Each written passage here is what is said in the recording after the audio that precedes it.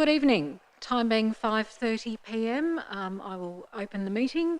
Good evening, my name is Paula Reid, Mayor of Kingborough, and it's my pleasure to welcome you all to this evening's meeting on Monday the 4th of July 2022.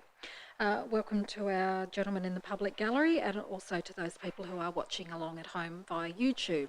Being 5:30, I now officially declare the meeting open. I wish to advise that council meetings are recorded and made publicly available on our website. In accordance with council's policy, I'll ask the General Manager to confirm that the audio recording has started. Confirmed. Thank you. I wish to acknowledge the traditional custodians of this land, pay respects to elders past and present, and acknowledge today's Tasmanian Aboriginal community. And I'd also like to acknowledge that it is actually NAIDOC week this week. Our attendees this evening is myself, Councillor Reid. Councillor Bastone will be with us shortly. She's been stuck in traffic.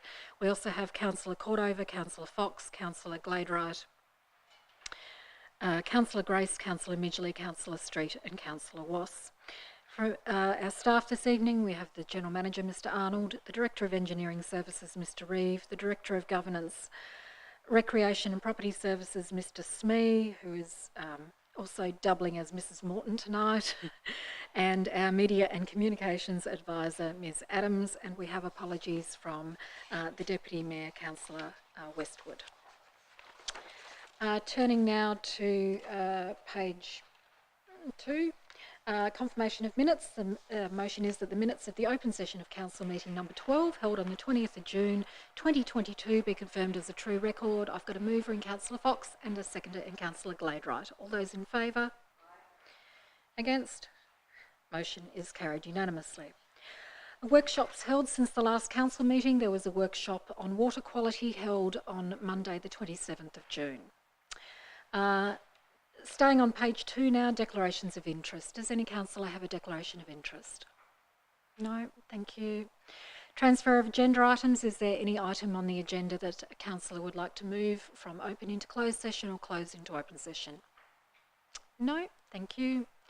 Questions without notice from the public. Does our member of the public wish to ask a question without notice this evening? No, thank you. Questions on notice from the public. If you do wish to submit a question on notice, you can send it to kc@kingborough.tas.gov.au. And a good evening to Councillor Bastone, who has now joined us at 5:33 p.m.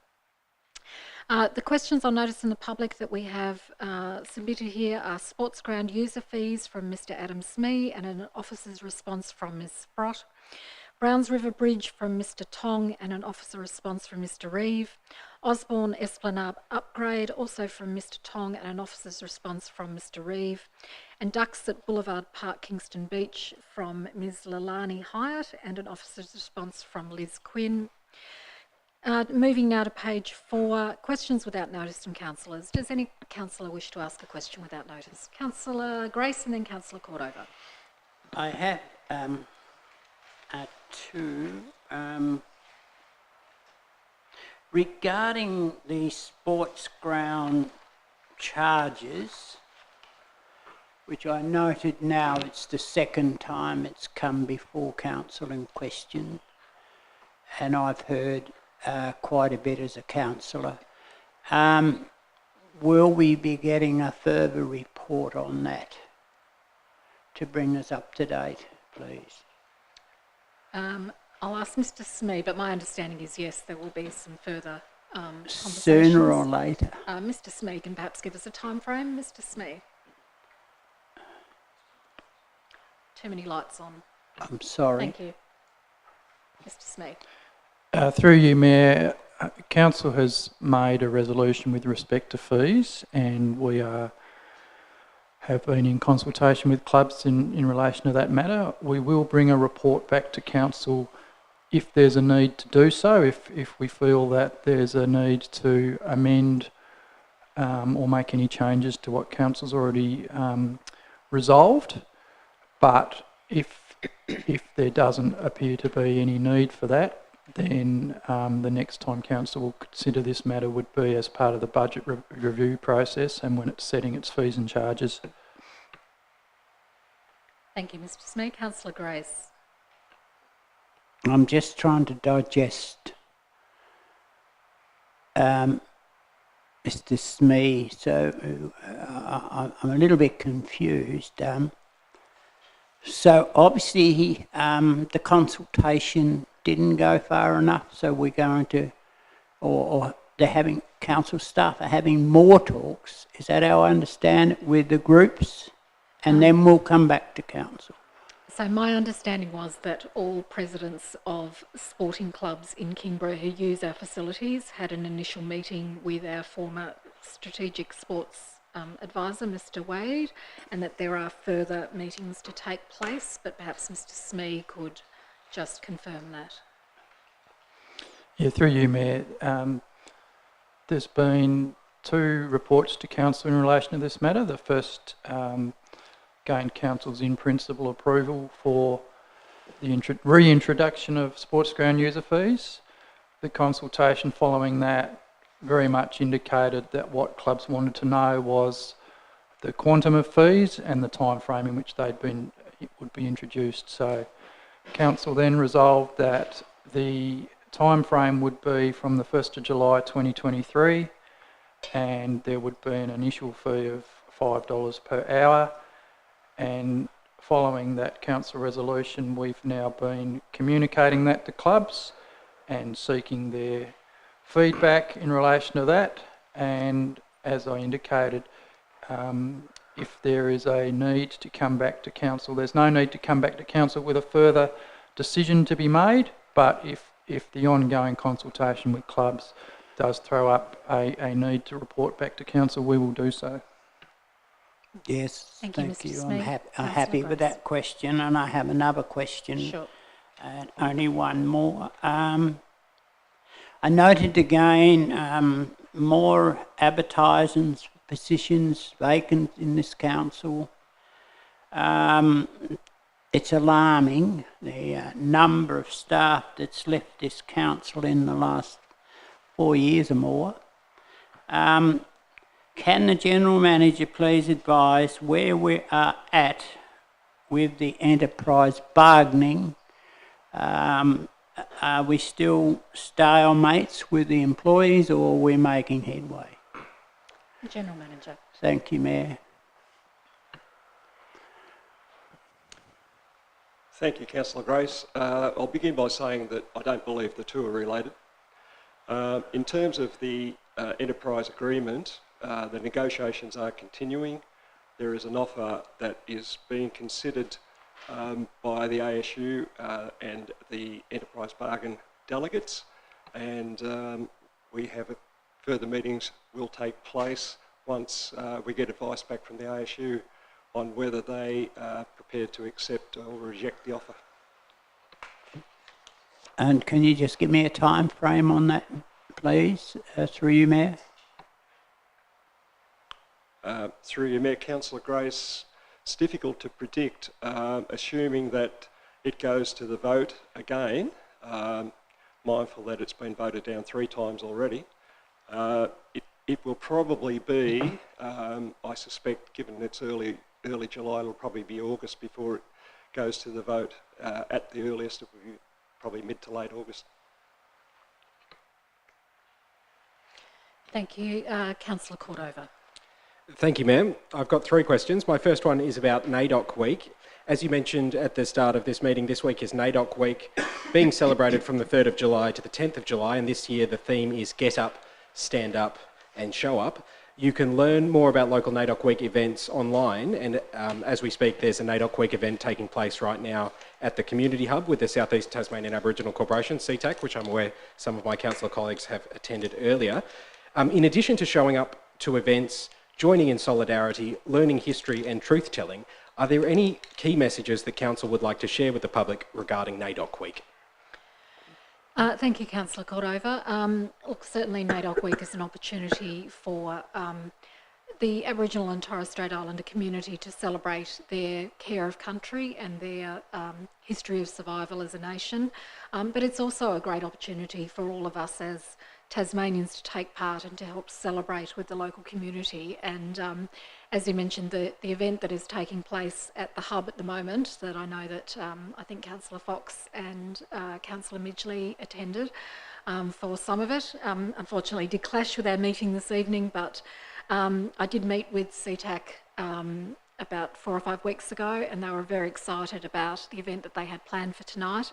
And it was their intention to use that theme to acknowledge and celebrate members of their community, many who have led and really driven change over many years and in some cases over generations.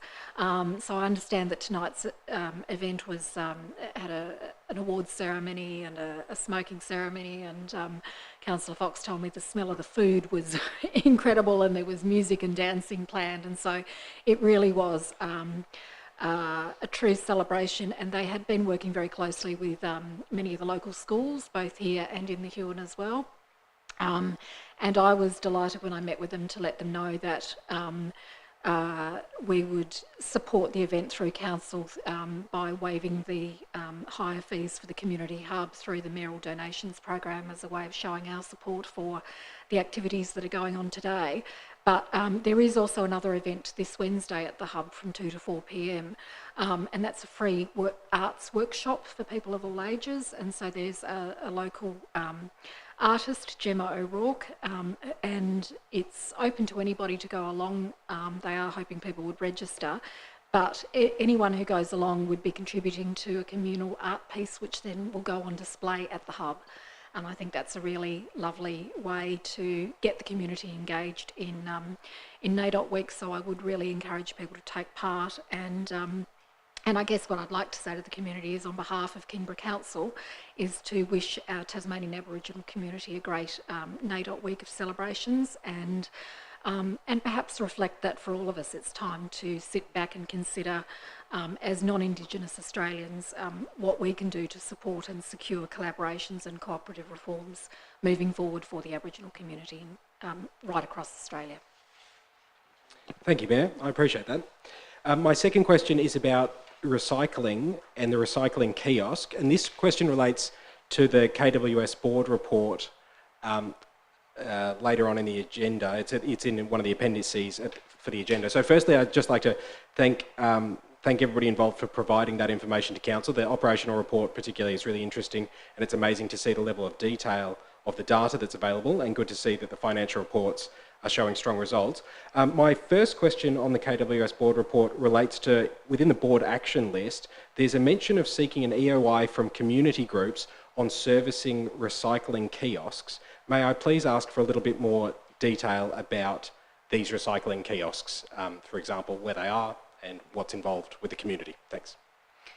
Thank you. I will ask Mr. Reeve to address that, but I had actually highlighted this as something to that we should actually remind the community that we have here at the Civic Centre, because looking at the report that is from, I think it was March and April, just that centre that we have here has received 53 kilos of coffee pods, wow. 11 kilos of books and magazines, 33 kilos of household batteries, 5 kilos of light globes, and 32 kilos of small e-waste. And I know that I regularly, when I'm coming in, I'm bringing in batteries and coffee pods and all sorts of bits and pieces in my house. And I've noticed it's been very full, so I'm really pleased that the community is embracing that. And sounds like we might have plans, or KWS has plans to have something similar, and hopefully Mr. Reeve can give us some details about it. Mr. Reeve. Yes, through you, Mayor. So yes, so the recycling kiosk is one of them, just out the front there, and I think we've got one up at the Sports Centre as well. But we'll also be looking at other opportunities for potentially putting in additional kiosks as well. So the mention of getting somebody to actually run that service, so we've just been going through that process there with the viewpoint of getting someone to do the collections there. Previously we were getting KWS staff to actually go and do those collections, but this is a more cost-effective way of actually managing that process there, and that's how we intend to move forward with that or any other kiosks that we might want to put in place as well. Thank you, that's great. And through you, Mayor, yeah, terrific initiative, and I'm really pleased to hear about that. The second question on the KWS report relates to the reuse shop, and as I mentioned earlier, it seems from the report, my reading of it is that financially KWS is very robust, but my question is relating to the reuse shop and sales being down there. For what reason or reasons does the KWS board attribute this downward trend in sales at reuse shop, and is there any information regarding those larger trends about reuse shop that we should know about? Thank you. I think it is very seasonal. My understanding is it might be something to do with it. People are less inclined in the colder months, but Mr. Reeve might have a greater insight. Yes, through you, Mayor. Partly seasonal, partly COVID related there. So what we found is that during COVID times, as did the other retail sector, business boomed, so to speak there. So last year's results there aren't a great indication in terms of this year's results. So what we're finding in this year is it's getting back similar to what it was previous to COVID times. Obviously, people had disposable income and weren't using that. So. Thank you. So it sounds like things are getting back to normal. My final question, please, Mayor, through you, is about short stay accommodation. The first question is Council aware of the report into Airbnb and short stay accommodation released last week entitled Monitoring the Impact of Short-Term Rentals on Tasmanian Housing Markets, commissioned by Shelter Tas and produced by Emeritus Professor Peter Phibbs? Is Council aware of that report? Yes, Okay, we are through the media. And then through you, Mayor, the detailed question is, so the report finds that, and this is a quote, Greater Hobart is overloaded with short-term rental properties with 6.8 times more short-term rentals as a proportion of the total long-term rental market than Sydney.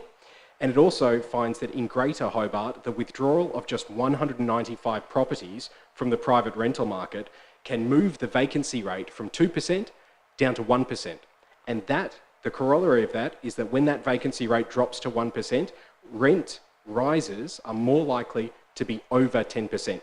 So my question is, if Hobart City Council's Planning Committee successfully moves changes to the planning scheme, as they're debating tonight, that would put a cap on new whole house short stays in most residential areas of Hobart City Council, is Kingborough Council concerned that there could be a potential spillover, some kind of spillover effect from those curbs in Hobart City Council, which might result in unsustainable rises in short stay whole dwellings here in Kingborough, where landlords can no longer profit from converting houses into short stays in Hobart City, so they might move their short stay investments into Kingborough. To put that question another way, are we worried that if landlords are no longer able to do Airbnb in Sandy Bay, that there might be a really radical influx in people doing it instead in Taroona, for example? Are we worried about that? Look, I think that would be a very valid concern that we may have. It will be interesting to see the legalities of whether the Hobart City Council can actually successfully limit the number of short stay accommodation permits given under the planning scheme.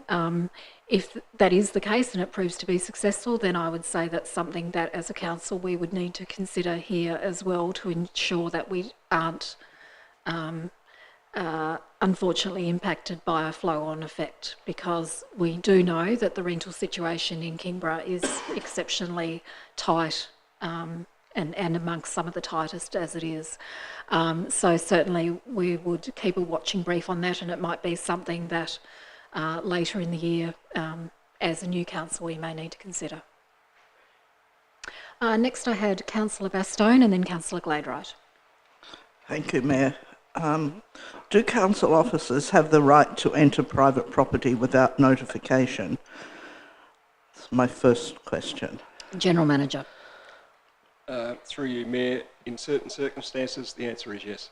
Okay. What is the legal responsibility of the property owner if the council officer is bitten by a dog that is loose on the property or in any other way injures themselves if they have not first notified the owner that they're coming onto the property? Mr. Arnold. Through you, Mayor, Councillor Bastone, I'd need to know more detail on the circumstance before I could answer that question accurately.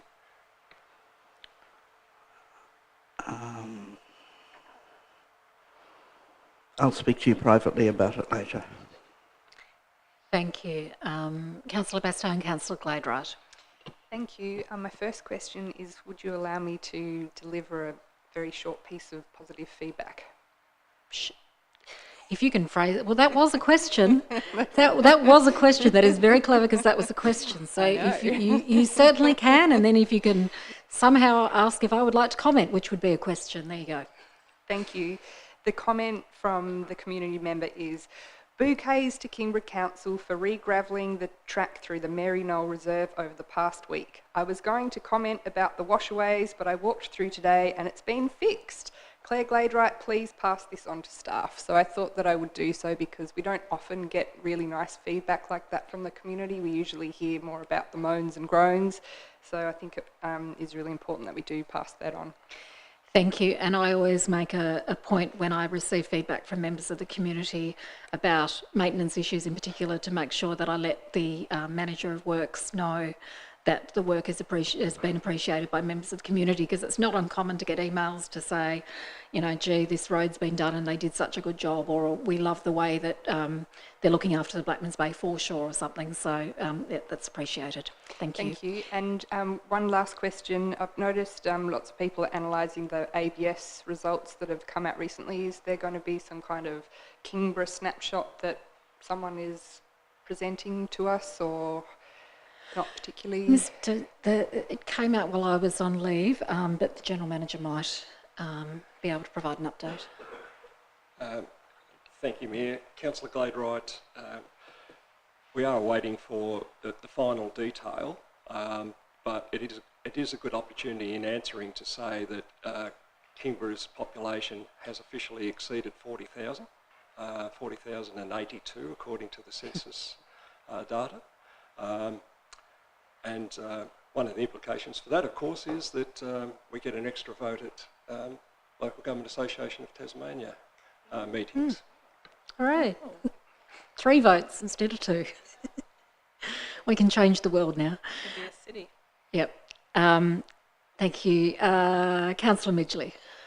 Thank you, Mayor. A couple of questions. Our first one relates to the KWS report on page, well, I think it was page 55, sorry.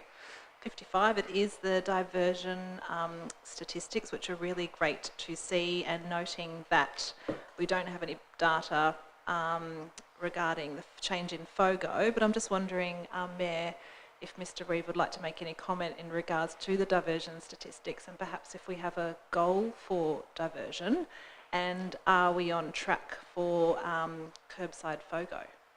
I think you understand that Mr Reeve always likes the opportunity to answer a question and make a comment. Mr Reeve.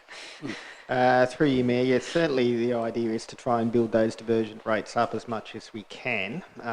We haven't got a specific target that's actually in place for it, but we have obviously been introducing new parts to the service there that has allowed us to actually divert more. In terms of when you're referring to curbside FOGO, I'm not sure exactly what you're referring to there. You're talking about public place FOGO, or are you talking about? Sorry, on page 55, it states curbside FOGO. So that's been implemented, but in regards to, I guess, where is that the kind of statistic we were thinking that we might divert, or maybe not off the top of your head, but I'm just wondering, did you have any sort of thoughts around that actual figure? Yeah, through you, Mayor.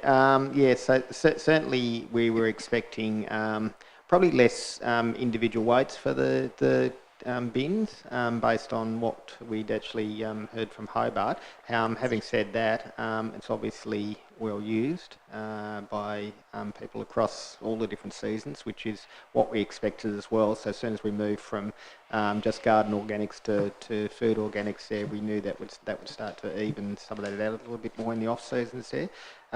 It is still a bit of a watching brief in terms of how it's going to go. So we will do some more bin audits as well going forward there, so that'll give us more information exactly on what we're getting in the various different areas as well. So that'll all be valuable information. But at the moment, it's probably tracking where we thought it might track.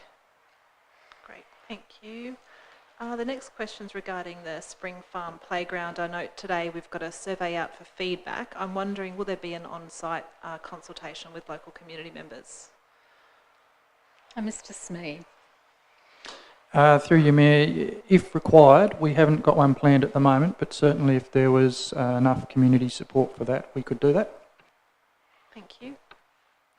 Councillor Grace. With Yeah, another I'm question? sorry, I just all right. forgot to in the other part of it. I keep forgetting about that. The bit at the back, yep. Yeah. Look, on page 82 of the KWS report, service level agreement report, it says that it's been doing programs with various schools. A further 6 schools are currently scheduled to have the program delivered in 2022. I'm mentioning Bruny Island, so one would assume, I would think, that the other 6 schools, I don't know where they are, but will this program be also taken to, even though the students at Bruny Island only got up to grade 6, because they've been very active in Yeah, Mr. Reeve. Yeah, through you, Mayor. Yes, we certainly have been talking with Bruny Island about some other matters there. So Bruny Island schools about some other matters there. So there is opportunity for other schools to actually put up their hand to be part of the school education program. Obviously, we've only got one person who's actually delivering that at the moment there, but that's not to say that we can't actually look at our schedule and actually fit other schools into that process. Thank you so much. And my final question is on the General Manager's report. Met with representatives of DSG, Bruny Island Maintenance. Now, I believe, firstly, I asked the General Manager if he can give us some briefing on what that was about, because I may not be able to say what I've heard, because I'm not sure how confidential it is at the moment. Okay. General Manager. Through you, Mayor, Councillor Grace, that particular meeting was a discussion with the General Manager at Department of State Growth, and they indicated that despite our efforts over a long time now to have a contract in place for the works we've been doing on an ongoing basis, they were looking at a regional solution. Yes.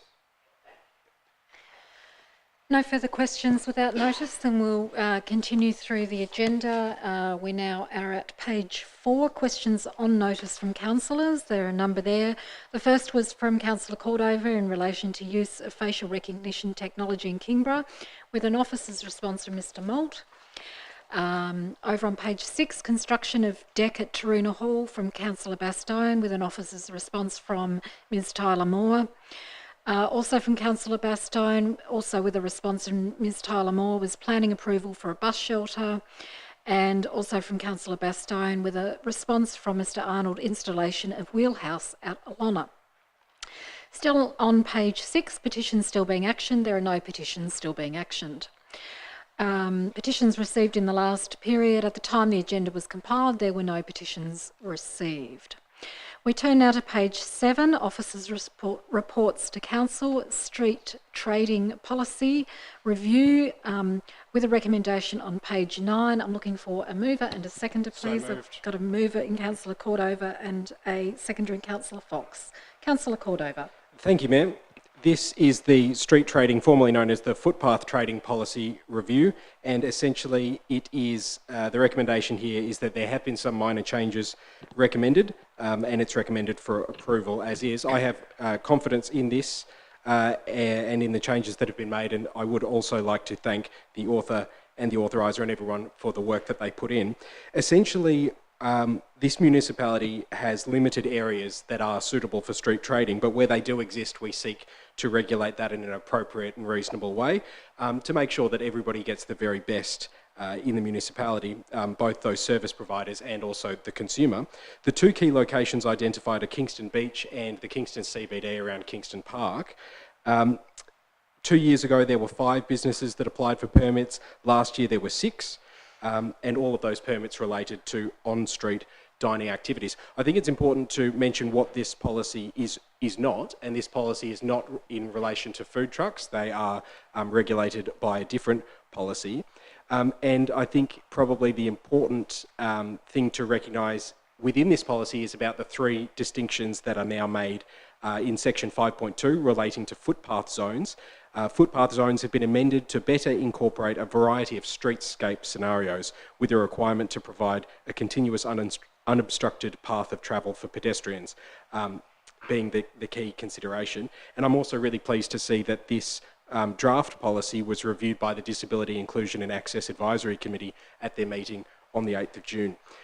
As I mentioned earlier, there are only minor changes made in this, but they are good ones, and the policy has operated successfully in previous years. So most of the changes that I noted were essentially updating the nomenclature to be more appropriate, but also, those changes in relation to the three footpath zones, that is the pedestrian zone, the curbside zone, and the street trading zone.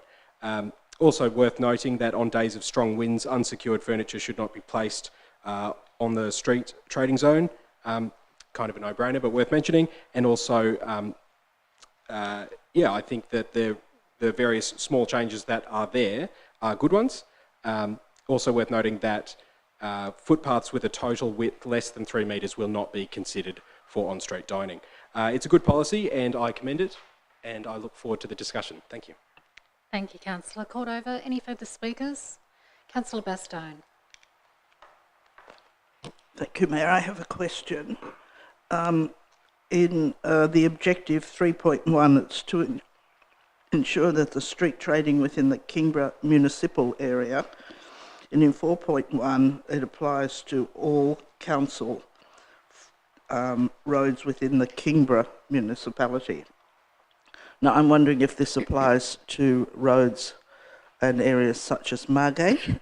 The road is not a council road, but it is within the Kingborough municipality. So I'm just wondering where is the definition only for roads that are controlled by council? Thank you, Councillor Bastone. Mr. Reeve. Through you, Mayor, yes, look, we can only really control the roads that we actually own ourselves, unless we come into an agreement with whoever owns the private road. So areas like the Channel Highway through Margate there, we do control because we control the footpath area in Margate. So even though that's a Department of State Growth road there, they're only managing the pavement, which is the road pavement. We're managing the footpaths on both sides. So in that case, yeah, it would apply. So that applies to any, sorry, I just need to get this straight in my head, any road, the footpath on any road within the Kingborough municipality. Have we done an audit on how many are actually out there compared to how many have applied for permits? Through you, Mayor, we haven't done an audit in terms of who may be actually carrying out street trading there. I mean, we've sort of noted in the report there of the ones who have actually applied for a permit. Certainly if someone was undertaking any street trading, they'd have to actually be able to meet the policy to start off with. And if they didn't and they were doing it without a permit there, then that's one that we can actually follow up individually there, but we don't receive any complaints about that. Thank you. Thank you, Councillor Bastone. Any further comments? Councillor Wass. Yes, thank you, Mayor. A question to Mr. Reeve. I believe the street dining is not required permit from council in such places as privately owned, that is the internal of Channel Court, across the road around the Coles complex, etc., and you're nodding your head and agreeing with me.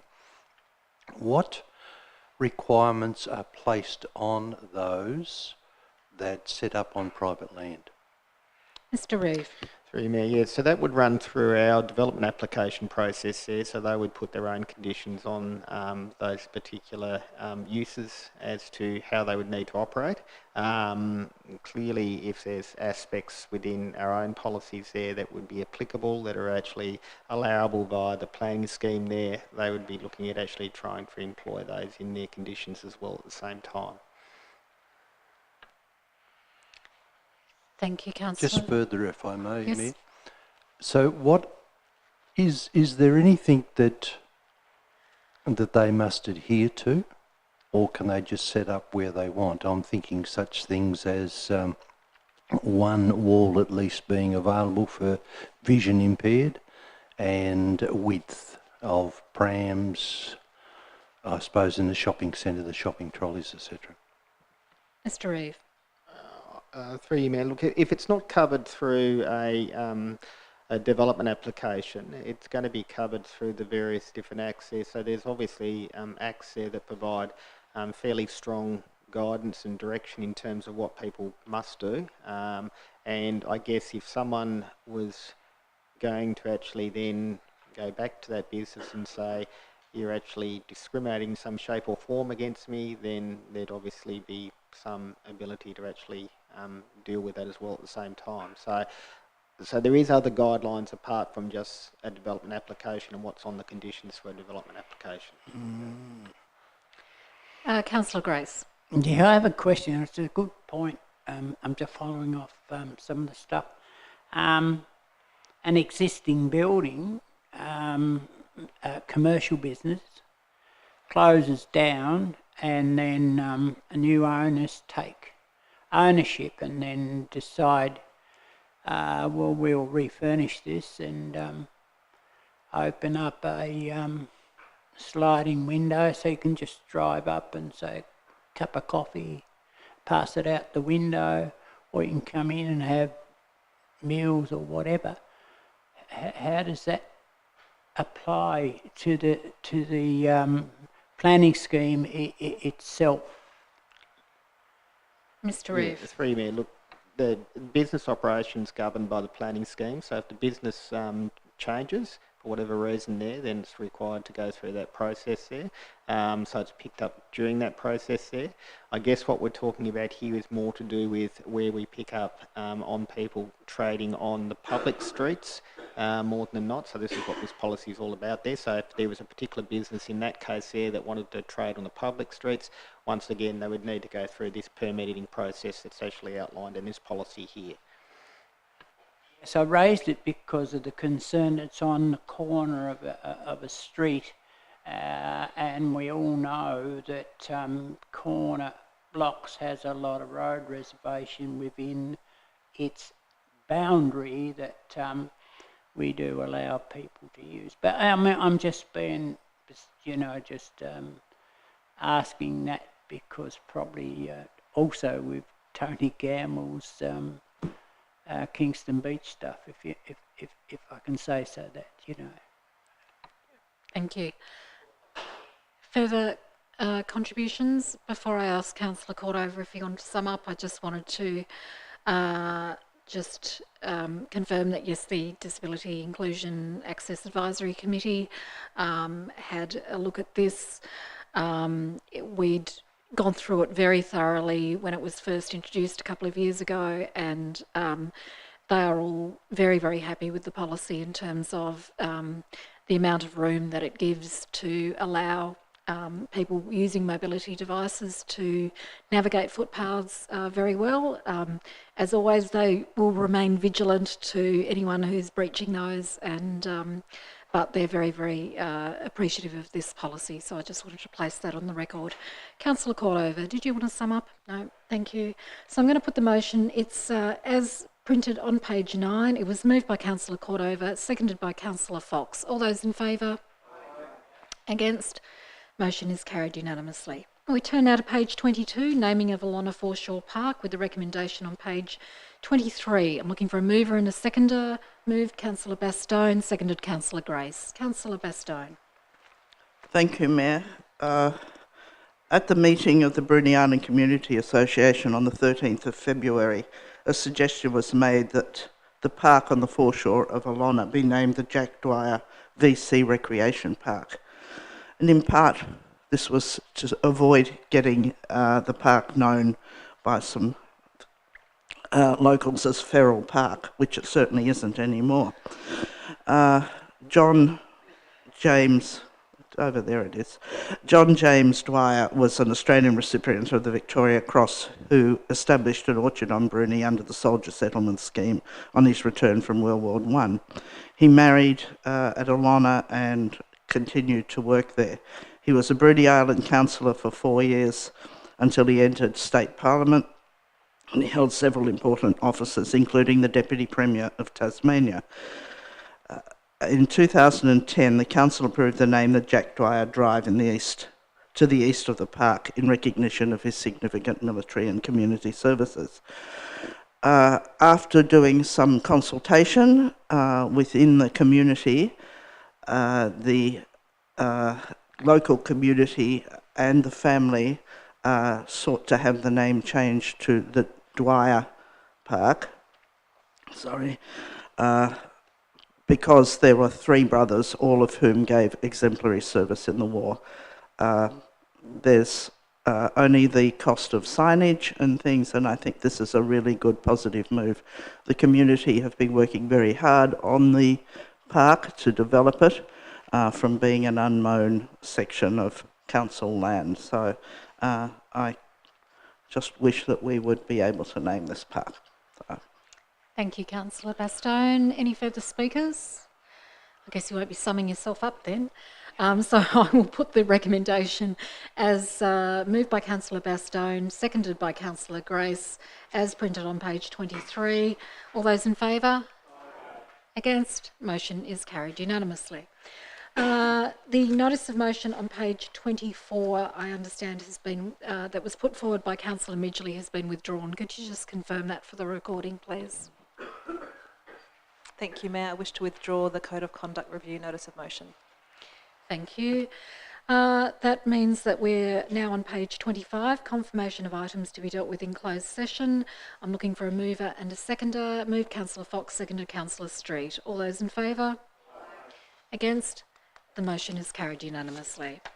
In accordance with Kingborough Council's meetings audio recording guidelines policy, recording of the open session of the meeting will now cease. Open session of Council adjourned at 6:12 p.m. Thank you very much to a member of the public gallery who was with us